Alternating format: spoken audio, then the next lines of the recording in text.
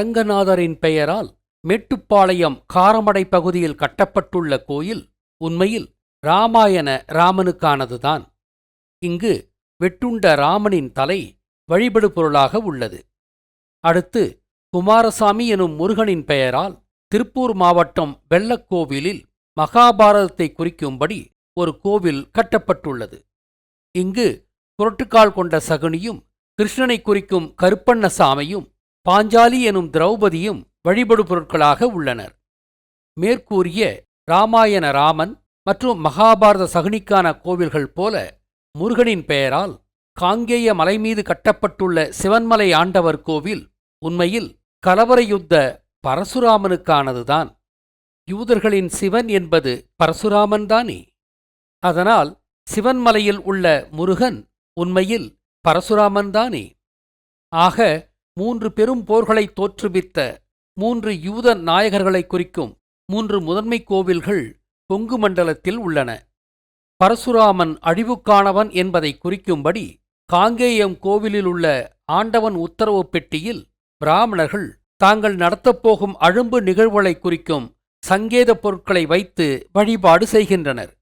இவை பிராமணர் திட்டமிட்டுள்ள அழும்பு நிகழ்வுகளுக்கான முன்னறிவித்தல்கள். பிறகு அந்த அழும்பு நிகழ்வுகள் உரிய காலத்தில் திட்டமிட்டபடி நடத்தப்படுகின்றன. இப்படி நிகழ்த்தப்பட்டதுதான் திருவண்ணாமலை நிலச்சரிவு.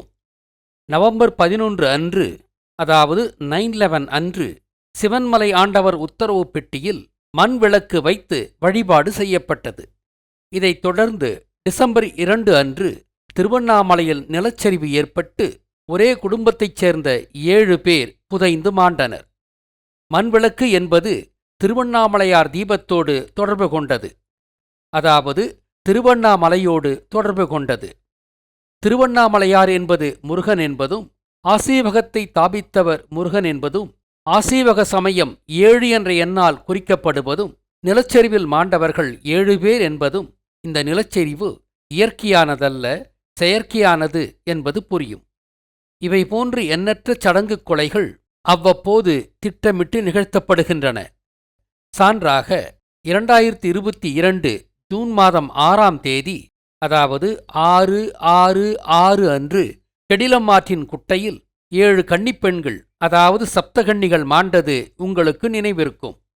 மற்றுமோர் சான்றாக ராம்குமார் சுவாதி படுகொலைகள் ராமன், பரசுராமன், துர்க்கை ஆகியவர்களின் வரலாற்றை ரிப்பீட் செய்யும்படி திட்டமிட்டு நிகழ்த்தப்பட்டவைதான். அகல் விளக்கிற்கு அடுத்தபடியாக 9/12/2024 அன்று காசி தீர்த்தம் வைத்து வழிபாடு செய்யப்பட்டது. அதைத் தொடர்ந்து தென்காசி பகுதியில் பேய் மழை பொழிந்தது. இப்போது 17/12/2024 அன்று திருவோடு நிரம்ப விபூதியும் அதன் மீது ருத்ராட்ச கொட்டையும் திருப்புகழ் மருந்து என்ற புத்தகமும் வைக்கப்பட்டு வழிபாடு செய்யப்பட்டுள்ளது. கொட்டையை கழுத்தில் கட்டிக்கொண்டு விபூதியை உடலில் பூசிக்கொண்டு திருவோட்டை கையில் ஏந்தப் போகிறோம் என்பதை இது குறிக்கிறது. திருப்புகழ் மருந்து என்பதற்கு எதிர்மறையாக பரசுராமனின் பெயரால் பரப்பப்படும் நோய் என்று நாம் புரிந்து கொள்ளலாம். அதாவது வைரஸ் தொற்று நோயால் குடும்பத்தில் பலரும் இறக்க எஞ்சிய குடும்பத்தினர் பிச்சாண்டியாவார்கள் என்பதை இது குறிக்கலாம். சமீப காலமாக 2 ஆண்டுகளுக்கு முன்பு காணாமல் போன 300 வைரஸ் பற்றிய பேச்சும் அடிபடுகிறது. அல்லது கொரோனா வைரஸ் போன்ற ஒரு புதிய வைரஸ் திட்டமிட்டு பரப்பவும் படலாம். அப்படியும் இல்லையேல் அனுமோகன் எனும் கேரள நாயர் தமிழகத்திலே வந்து உட்கார்ந்து கொண்டு தனக்கு சித்தர்கள் சொன்னார்கள் என்று கப்சாவிட்டு சொல்வது போன்றும் அழிவுகள் ஏற்படலாம். அனுமோகனின் மனைவி அனுராதா என்றால் அனுராதா மோகன் என்றுதானே அவன் அழைக்கப்பட வேண்டும். அதை விடுத்து அவன் அனுமோகன் என்று அணுவை குறிக்கும்படி அழைக்கப்படுவதும் அவன் அழும்பு செய்திகளை மட்டும் சொல்வதும் திட்டமிட்ட ஏற்பாடுதானே. ஆண்டவன் உத்தரவு பெட்டியில் வைக்கப்படும் பொருட்கள் ஒருபோதும் மங்களச் செய்திகளை முன் சொல்வதில்லை. பிராமணரால் நடத்தப்பட இருக்கும் அசம்பாவிதங்களைத்தான் முன் சொல்லும். ஏனென்றால் பக்தரின் கனவில் கடவுள் வந்து சொல்லி இவை ஆண்டவன் உத்தரவு பெட்டியில் வைக்கப்படுவதில்லை.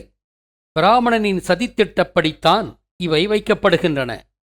இதை இந்த கனவுகளை அதிகம் கண்ட கோகுல்ராஜின் வாயை கிண்டி 5ஆம் தமிழர் சங்கம் நிறுவியது உங்களுக்கு நினைவிருக்கலாம். தமிழ்நாட்டை தமிழன் ஆண்டால் மட்டும்தான் இதுபோன்ற திட்டமிட்ட கொலைச் சடங்குகளும் அசம்பாவிதங்களும் நிகழாமல் தடுக்க முடியும்.